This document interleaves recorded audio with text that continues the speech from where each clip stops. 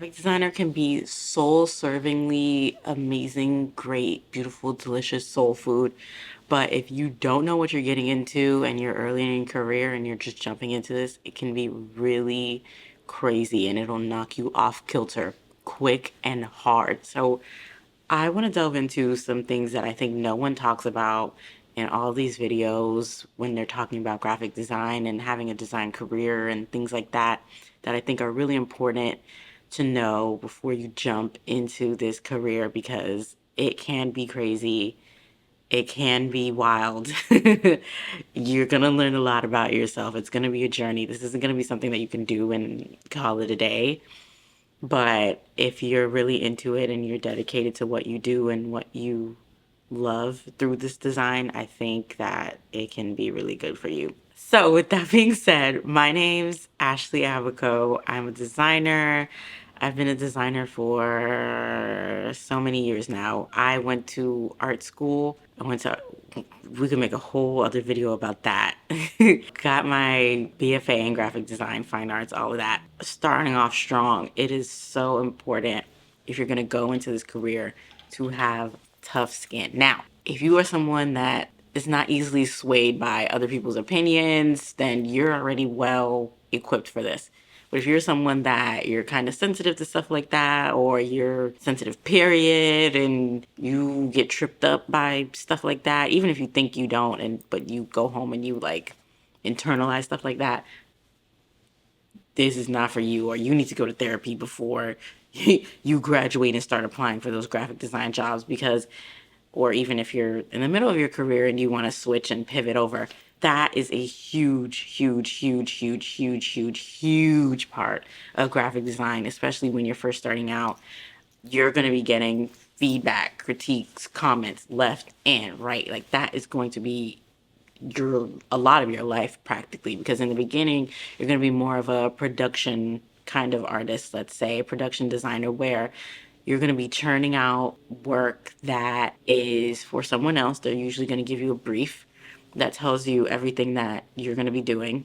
This is mostly if you're working with e-com, and that's probably what you're going to be working with, but they're going to give you a brief. Hopefully you're going to be working with a copywriter and other things like that. I'll get to that in a later point, but you're going to be working with a brief. It's going to tell you everything they need. There's usually going to be a brand kit or a senior designer even over you that will be supervising these things. And you're just going to have to match the brand that's already set for you pretty closely. You're going to be doing things like maybe an ad that's already been working well. You're probably going to have to copy stuff like that. What comes with that is earlier designers like to show off their design chops. Like they get really excited and they're like, okay, well, what if we did something like this for a brand that's already established? And sometimes that might work, but a lot of times it's that you're not really hired for that, especially if you're a junior graphic designer. What they're looking for is someone who can just knock these things out without worry. They're not really looking for someone to reinvent the wheel. That's what the higher ups of that company are for. So you're going to start to get a lot of edits, especially in the beginning. It might be like, this isn't really one of our brand colors. Can you change it to this? And you might think that that color that you chose looks way better. And trust me, it probably might look way better. But again, that's not what they're looking for. So make sure that you don't take these things too seriously because it can get to you and you don't want to burn out too quickly in this career if you want to really take this seriously as a career. Another thing that I think people don't really tell you about graphic design is that you're going to have like very strong variations in how fast you might work. So working speeds are going to be a thing. You might run into employers, bosses that want you to work really fast. And a lot of that is because they don't really understand what goes into graphic design. And you might have had a teacher, professor that, gave you like 2 weeks to work on a project. And that's great. We love that. What I found is that you don't really ever have 2 weeks to work on a project. when you come into the e-com space. You might have, if you have a full day, that you're lucky. Like I want to come to your job if you have a full day, or even the next day. Like that sounds amazing. Getting that momentum going where you can knock these things out really quickly will be really helpful for you. I recommend doing like quick projects on the side just to get yourself acquainted with coming up with concepts and ideas quickly. But if you're a production artist, usually it's you wouldn't have to concept that much, but it would be helpful to just get yourself acquainted with, okay, I got to make 3 Instagram stories and 3 posts today by the end of the day. So let me, start to templatize and figure out how I can do this easier and quicker, which would be better for you in the long run because then you'll have some space to breathe. But keep in mind that employers are probably going to want you to work fast. When you see that fast paced in the job description, when you see that little piece, know that that's what that means. You're going to be knocking things out. And on top of that, you're probably going to have a lot of edits. So be mindful of that. Keep that in the back of your head when you're considering what you're applying to and when you're working in these spaces. Next, another thing I think people don't talk about a lot is having boundaries. Having boundaries in this design world, e-com marketing world, is so important because it can be so easy for someone to tell you to do something that would take you like a week and 2 days. You have to say no. When Diddy tells you he wants to party, you have to say no. You don't have to be rude about it. I know some people have issues with feeling like they come off as rude or not wanting to get sent to HR and lose a client and things like that. But it is so important to be honest about how much time something is going to take. It is okay. You like if someone yells at you for that, then you need to leave. It's not even about I don't want that to happen or I don't want to disappoint. No. If it's going to take a while, be honest. If it takes you quicker than that, then that's great. But no one should be like clocking you down to the second about these things. You shouldn't be working overtime either unless you get paid overtime. It is so easy to go over just for the sake of getting this project done. The world wasn't made in a day. Rome wasn't made in a day. It is okay to say you will finish this up first thing tomorrow, first thing when you clock in, things like that. Do not let work destroy you. And that's a bigger lesson than all of this graphic design stuff.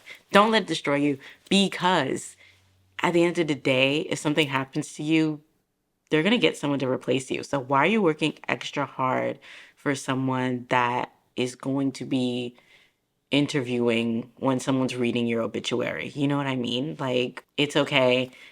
I don't think your one little Instagram story that they want super crazy graphics on is going to even get you a raise. And if it does, how much is it going to be? Like $1, a few cents? Like, make sure you take these deep breaths. You can Google tons of ways to like assert your boundaries firmly and how to word those emails and how to word those messages in Slack and Teams and things like that. It is okay. No one's gonna die. No one's gonna trip out. No one is going to like attack you if you don't finish something. Be firm. Period. If it's not going to be done today, it's not going to be done today. Don't answer emails outside of your work hours. If someone's making you do that, you got to go. No, we're not doing that. We are nourishing ourselves first because that in turn is what's going to help you make better designs. Another thing that I think people don't talk about when we're talking about graphic design jobs is the workload. And I talked about that a little bit just now with the boundaries, but sometimes the workload can be insane, but it varies. And I think it varies depending on the specific industry, even in e-com and marketing. If you're working in an agency, you can expect that there's a million things to do at all times. So you might have the task of doing social media for, if you're working in an agency for a certain brand, what does that entail? Maybe it's 5 posts a week and then you have a matching Instagram story with them. But if they're really graphics heavy, this can take up a lot of time. But if they're not and they're just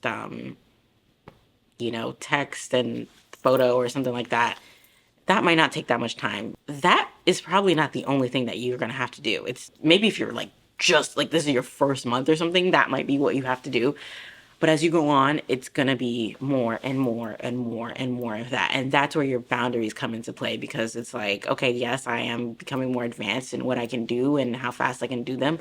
But that still does not mean that every minute of my day needs to be taken up by these design things. And I'm going to talk about that in one of my next points. But that workload makes or breaks you. I'll be honest. If you get too much, it's so easy to become overwhelmed. And then you start to get another position on top of that, which is time management, project management. You need to learn how to manage your time properly. And I know a lot of people say that, but you're going to start to learn what things are super easy for you to do and what things are harder and which take more time. It varies by person what would benefit you in the long run to do first.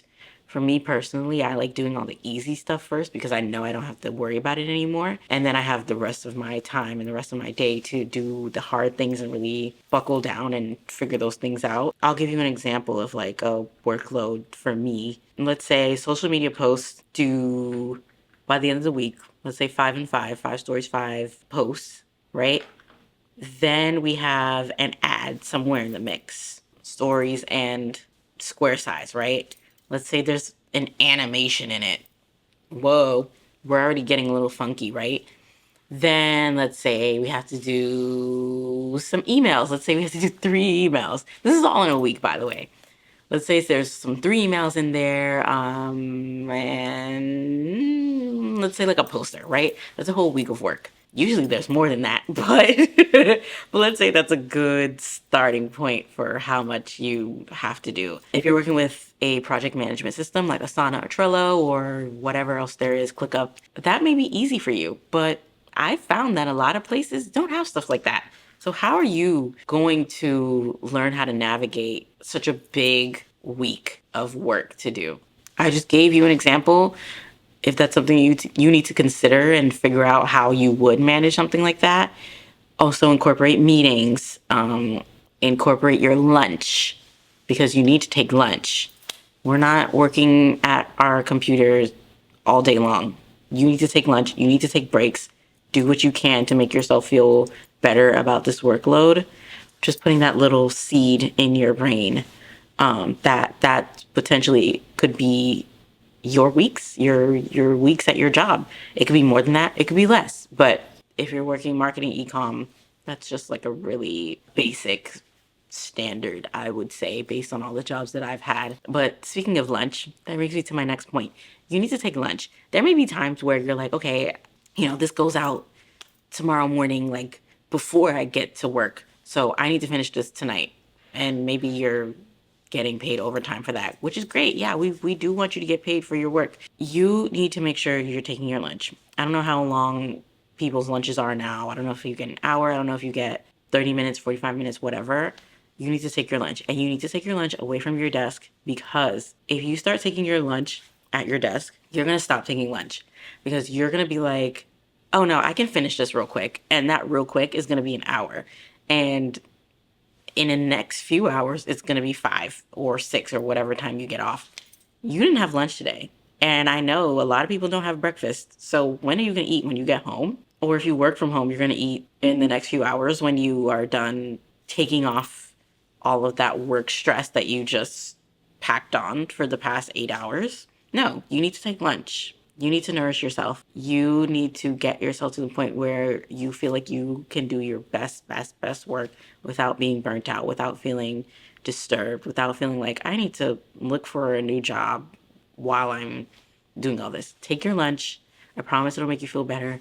Eat your breakfast. Unless you're like fasting or something, then I'm sorry. I don't really have any advice for you there, but take your lunch. It is, and do not take it at your desk. Go out if you have to. Eat outside if you have to. Take that lunch. Put on that status telling people that you are at lunch. It is okay. No one is going to fight you or fire you for taking lunch. And if they do, you have a lawsuit. So you're welcome. Another thing, and I would argue that this might even be the most important thing about graphic design that people don't talk about, but it surpasses what level you are or what point you're at in your career, it is the idea of wearing many hats. Now, I see this a lot in any stage of your career, honestly. Being at a job where you have to do a lot of different roles that usually are different positions, period. What I see happening, especially a lot now in job descriptions, people are making graphic designers do a lot of different things like copywriting, which is a whole other ball game. They're doing video editing, again, whole other ball game. They're doing social media management, posting for people. Usually there's some like weird overlap happening with the marketing team, like the people who are really doing things that go direct to consumer, like social media. These are other people's positions. Like, yes, it may seem like it's beneficial to learn how to do these things because you'll be able to offer it to someone else, and that is literally like the only benefit there. But it is so easy to get taken for a ride when you start to do those things. And you gotta say no, because once you start doing these things, the person that they're going to come after if one of those things is wrong is you. Yes, it's cool to be a jack of all trades, but at the end of the day, juggling like 5 different hats and positions is going to burn you out faster than you think. You may say you can handle it, you might think it's fun, and it might be for the first few months, but when that extra work starts rolling in, what are you going to do? Who are you going to pass that off to? Especially if you're on a small team, it's going to be a lot. Like, editing video is already super time consuming, but if you have, the projects that I told you about earlier, how on earth are you going to mitigate that? How are you going to juggle all of those things? It's okay to say you are a graphic designer and you only know how to do graphic design. That's not going to make you less than in any way. If you decide you want to start an agency or something or your own studio, cool, you can offer all those things, and you get hired and work on things and projects based on those one pieces, not all of them. And if you do work on all of them, you can charge a much prettier penny than the 40, 50K that I'm sure you're getting at these places that are making you do all these things. So make sure you stand up for yourself. Again, if these places are telling you to do these things and trying to convince you that you should be doing those things, these are not places you want to be in. These are not places that you're going to grow long term.